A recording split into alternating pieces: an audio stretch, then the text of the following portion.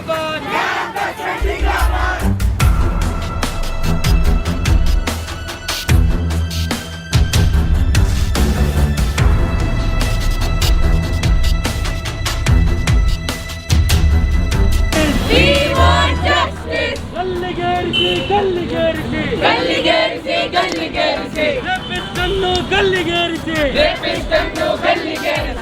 क्यों इन दरिंदों को फिरने दिया जाए कि मासूम बच्चों की ज़िंदगी छीन सके ये लोग। इनके अंदर ऐसा इनको अरेस्ट करके इनको ऐसा कानून लाना है कि फिर दोबारा कोई की जरूरत ना हो कि वो फिर से रेप करें, क्योंकि अब बहुत हो गया। मीडिया को तो वो रोकते हैं। एक तो आप भी जब गए थे विजिट करने के लिए, आप ही को खुद रोका है। ये तो सिर्फ एक बार नहीं हुआ, हथरास में भी जब केस हुआ था वो तो उधर भी मीडिया तो रोकी गई थी। हर वक्त सरकार उनके गलतियों को छुपाने की कोशिश की है। उन्होंने बलात्कारियों का साथ दिया है, उनकी प्रोटेक्शन के लिए दिया है। एक्ट्स तो बनाते गए, कानून तो बनते गए, लेकिन वो सिर्फ लिखत में रह गया। हाँ, वो बच्ची को पहला फुसला कर उसके ऊपर रेप किया गया। आज एक गाय देखेंगे तो गाय एक सेफ है as compare to women. Why is that women is not safe in India? तो हमारी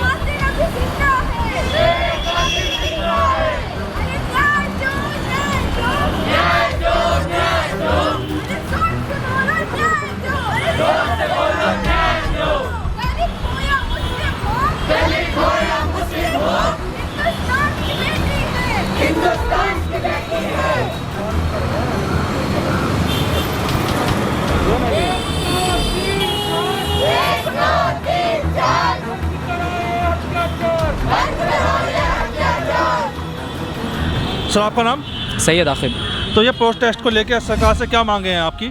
सरकार से ये मांगा है, जैसे कि जनरली देखा जाए तो रेपिस्ट को अरेस्ट किया नहीं जाता। यहाँ पे जो कर्नाटका के अंदर देवनहल्ली के अंदर अरेस्ट हुआ है उसको अरेस्ट किया गया है, बट वी वांट दैट ये एक स्ट्रिक्ट एक्शन हो।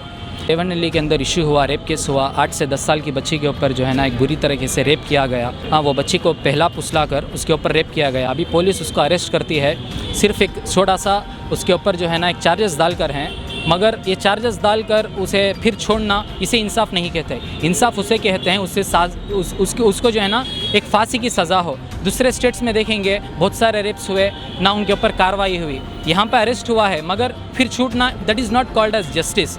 We want justice till the end. देख, उसको फांसी हो, उसे एक उम्र कैद की सज़ा हो, उसे फांसी दी जाए। ये आज इतना सा सख्त कानून भी बनाया गया, उसके बावजूद भी जहाँ रेप्स होते जा रहे हैं। What is the reason? What is the root cause? Why is that government is silent? Government एक ऐसा कानून बनाना, गवर्नमेंट दूसरे चीज़ों पर जो है ना कानून बनाती जा रही है। आज वुमेन्स की safety is a big agenda here in India. आज एक गाय देखेंगे तो गाय एक सेफ है as compare to women. Why is that women is not safe in India? तो हमारी आज सरकार से ये मांग है, उसे एक फांसी की सज़ा हो, और इसके साथ साथ आगे कोई एक रेप का करना क्या दूर तक सोचे भी ना, एक ऐसा स्ट्रिक्ट कानून बनाया जाए। Mohammed Zubair, Bengaluru district president. तो सबसे पहले ये जो 62 इयर्स का जो ये एक इंसिडेंट, जो रेपिस्ट है, ये आकर हमने कथवा की एक याद दिलाता है, क्योंकि कथवा में भी इसी एक मादरी से एक उधर भी एक रेप हुआ था आसिफा नाम के लड़की पर, जिसे मार दिया गया था। लकीली यहाँ की जो बच्ची है वो बच गई है, क्योंकि वो बच्ची आकर अपने पेरेंट्स को बताकर इमीडिएटली हॉस्पिटल को जाकर रिपोर्ट से कर आज उसे पुलिस अरेस्ट किया है। सिर्फ अरेस्ट करना एक काफ़ी नहीं है, इसके ऊपर स्ट्रिक्ट एक्शंस होना है। और कर्नाटका गवर्नमेंट से हमारी ये अपील है कि कर्नाटका में, हिंदुस्तान में जो भी हो, हिंदुस्तान में भी इस लॉ को, इफेक्टिव लॉज को इम्प्लीमेंट करना चाहिए, लेकिन खासकर कर्नाटक के अंदर एक इफेक्टिव लॉ। हम सीएम येडियुरप्पा से एक अपील करते हैं कि यहाँ पर एक सख्त कानून लाए गर्ल्स के रिलेटेड, और ये जो रेपिस्ट हैं ये छूट कर ना जाए और इनको बेल तक ना दी जाए। और हम और एडवोकेट से भी ये भी अपील करते हैं कि कोई भी एडवोकेट पुजारी का केस को आकर ना लड़े, उसकी सपोर्ट ना करे, क्योंकि ये सिर्फ एक बच्ची का ये मुस्लिम हिंदू ऐसा नहीं है, ये गर्ल चाइल्ड के लिए हम आवाज़ उठा रहे हैं।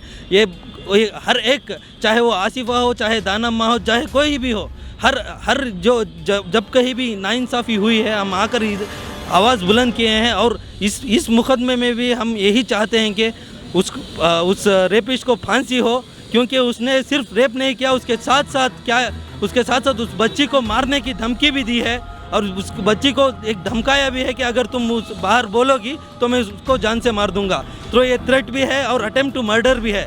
तो इस हिसाब से पुलिस डिपार्टमेंट से हमारी एक रिक्वेस्ट है कि इसको सीरियस से लिया जाए और इसके ऊपर कड़ी से कड़ी कार्रवाई रखकर हमारा एक डिमांड है कि उसकी जो भी उसको एक फांसी की सज़ा देना है। और चलिए कुछ खातूनों से बात करते हैं इस बारे में। मैडम आपका नाम? शाइमा। ये आप देख लीजिए बहुत दुखद केस है, तो इससे आप सरकार से क्या कहना चाहती हैं इस केस के बारे में? कि हर वक्त सरकार उनके गलतियों को छुपाने की कोशिश की है। उन्होंने बलात्कारियों का साथ दिया है, उनकी प्रोटेक्शन के लिए दिया है। एक्ट्स तो बनाते गए, कानून तो बनते गए, लेकिन वो सिर्फ लिखत में रह गया, वो इम्प्लीमेंट नहीं हुआ आज तक। एंड ना तो सज़ा दी गई थी, और देवर एटलीस्ट ऑलमोस्ट 1,48,000 केसेस रजिस्टर्स, लेकिन ओनली 900 एक्विटेड है। ये साफ सीधा क्लियर दिखाता है कि ये गवर्नमेंट एडेड रेप है, और उन्होंने सज़ा भी नहीं दी है। जहाँ तक कि they had to give the death penalty sentence where the we have POSCO Act, we have Sexual Harassment Act, we have the all other acts, but they are not in implementation. आज हमें डर लगता है लड़कियों को बाहर आने के लिए, ना तो वो दिन में ना तो वो सेफ़ है, ना तो रात में सेफ़ है। वो MLAs तो ये कहते हैं कि लड़कियों को संस्कार सिखाना चाहिए। क्या हमें संस्कार नहीं आता है क्या? और ये तो सिर्फ एक मुसलमान के नाम नहीं है, तो हर लड़की के नाम पे रेप हुआ है। मासूम 8 साल की बच्ची तक भी रेप हुआ है। उन्होंने अपनी इज़्ज़त का नाम को गवाया है, पुजारी कह के उन्होंने अपनी इज़्ज़त को गिराई है। ये नाइंसाफ़ी तो नाइंसाफ़ी हो रहा है। चलिए कोई पुजारी हो या कोई मौलाना हो, ये तो एक धर्म से जुड़े हुए हैं, उसमें हम किसी को गलत नहीं कह सकते, क्योंकि करने वाला शैतान था। मगर ये इतना बड़ा केस है, एक बच्ची के साथ दरिंदगी हुई है, तो इसमें मीडिया कहीं भी नहीं दिख रहा है, ना कोई पेपर मीडिया, ना कोई डिजिटल मीडिया। इसमें आप क्या कहना चाहेंगी? ये they are actually violating the right to freedom of expression, जो हमारे कॉन्स्टिट्यूशन में साफ सीधा दिया गया है। It is a fundamental right. Media को तो वो रोकते हैं। एक तो आप भी जब गए थे विजिट करने के लिए, आप ही को खुद रोका है। ये तो सिर्फ एक बार नहीं हुआ, हाथरस में भी जब केस हुआ था, वो तो उधर भी मीडिया तो रोकी गई थी। हर जगह मीडिया को छुपाने की कोशिश कर रहे हैं, वो उनके झूठे, उनके नाकामियों को छुपाने की कोशिश कर रहे हैं। ना तो सिर्फ सरकार नहीं, पुलिस भी तो इसी के हाथ जुड़ी हुई है। और ये it is a basic violation of the whole of the constitution जो बनाया था। बेसिक स्ट्रक्चर ही पूरा डिस्ट्रॉय करने के लिए ये आने की कोशिश कर रहे हैं। ये RSS हो या ABVP हो या कोई भी पार्टी हो, इंसाफ तो हर एक को देनी चाहिए, सज़ा तो हर एक को मिलनी चाहिए जो नाइंसाफ़ी हो गया है उनके साथ। इस केस में कुछ आप देख सकती हैं, कुछ नाकामियाँ दिख रही हैं, वो डिपार्टमेंट की हो या कुछ एक प्रशासन की हो या सरकार, नाकामियाँ तो दिख रही हैं। तो इससे आपको कुछ सीख लेनी चाहिए।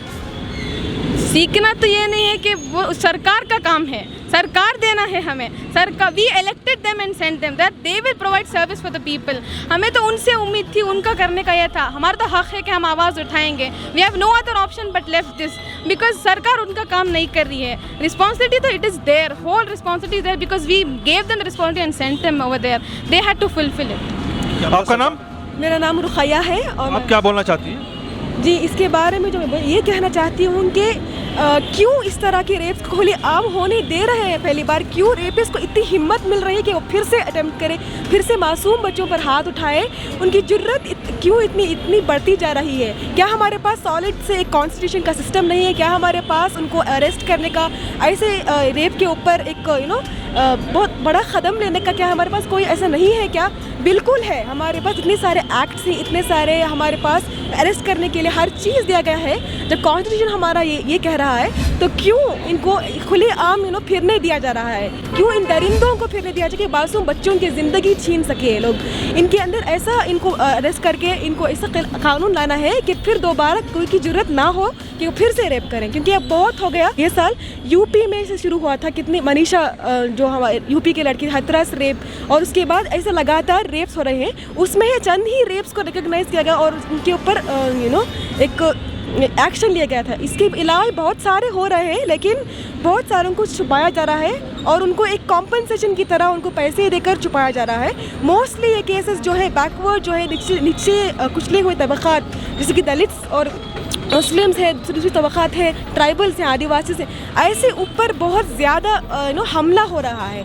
क्या हिंदुस्तान सबके लिए नहीं? क्या सबके अधिकार नहीं है क्या इस हिंदुस्तान में?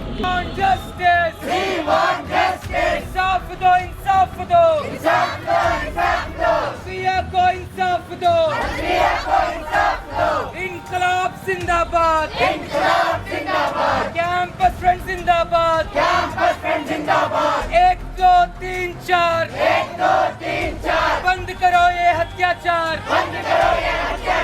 1 2 3 4 बंद करो ये अत्याचार।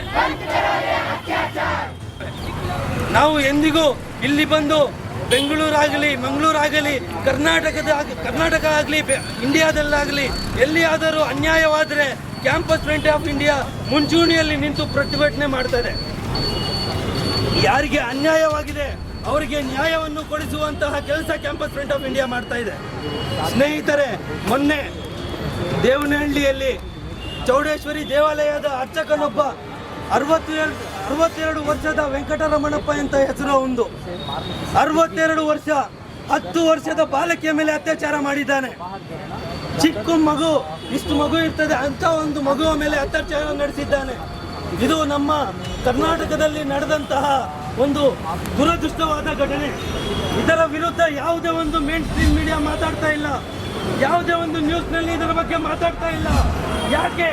ಅದು ಒಂದು ಮುಸ್ಲಿಂ ಹುಡುಗಿ ಅಂತಾನ? ನಿಮಗೆ ಗೊತ್ತಿರಲಿ, ಅದು ಮುಸ್ಲಿಂ ಆಗಲಿ, ಅದು ಹಿಂದೂ ಆಗಲಿ, ಅದು ದಲಿತ ಆಗಲಿ, ಅದು ಸಿಖ್ ಆಗಲಿ, ಯಾರೇ ವಿರುದ್ಧ ಅನ್ಯಾಯವಾಗಲಿ ಅವರ ವಿರುದ್ಧ ಕ್ಯಾಂಪಸ್ ಫ್ರಂಟ್ ಆಫ್ ಇಂಡಿಯಾ ಎಂದಿನಂತೆ ಧ್ವನಿ ಎತ್ತಲಿದೆ. ನ್ಯಾಯ ಸಿಗುವವರೆಗೂ ನಾವು ಈ ಹೋರಾಟವನ್ನು ನಿಲ್ಲಿಸಲ್ಲ ಎಂದು ಈ ಪ್ರತಿಭಟನೆ ಮೂಲಕ ಹೇಳ್ತಾ ಇರ್ತೇನೆ. ಅಲ್ಲಿ ಸ್ನೇಹಿತರೆ, ಪೊಲೀಸರು ಅಲ್ಲಿ ದೇವನಹಳ್ಳಿಯಲ್ಲಿ ಒಂದು ಉತ್ತಮವಾದ ಕೆಲಸವನ್ನು ಮಾಡಿದ್ದಾರೆ. ಆ ಆರೋಪಿಯನ್ನು ಅರೆಸ್ಟ್ ಮಾಡಿದ್ದಾರೆ. ಆದರೆ ಅರೆಸ್ಟ್ ಮಾಡಿ ಅವನಿಗೆ ಬರೀ ಜೇಸಿಯಲ್ಲಿ ಕಳಿಸುವುದು ಸಾಕಾಗಲ್ಲ, ಅವನಿಗೆ ಗಲ್ಲಿಗೇರಿಸಬೇಕು. ಅಂತ ಒಂದು ರೇಪಿಸ್ಟ್ಗೆ ಬೇರೆ ಎಲ್ಲೂ ಈ ರೀತಿಯ ಘಟನೆ ಮರುಕಳಿಸಬಾರ್ದೆಂದು ಅವನಿಗೆ ಗಲ್ಲಿಗೇರಿಸಿ ಒಂದು ಮಾದರಿಯಾದಂತಹ ಕಾನೂನನ್ನು ಕರ್ನಾಟಕದಲ್ಲಿ ತರಬೇಕು. ನಾವು CM ಯಡಿಯೂರಪ್ಪ, ಇಲ್ಲಿನ DGP, ಇಲ್ಲಿನ ಕಮಿಷನರ್ ಇವರಿಗೆಲ್ಲರಿಗೂ ಅಪೀಲ್ ಮಾಡುವುದೇನೆಂದರೆ ಇದರ ವಿರುದ್ಧ ಒಂದು ಕಾನೂನು ಬರಬೇಕು. ಇದರ ವಿರುದ್ಧ ಒಂದು ಕಾನೂನು ಬಂದು ಅಲ್ಲಿನ ಒಂದು ರೇಪಿಸ್ಟಿಗೆ, ಅಲ್ಲಿನ ಆ ವೆಂಕಟರಮಣಪ್ಪನಿಗೆ ಗಲ್ಲಿನ ಶಿಕ್ಷೆ ಕೊಡಬೇಕು.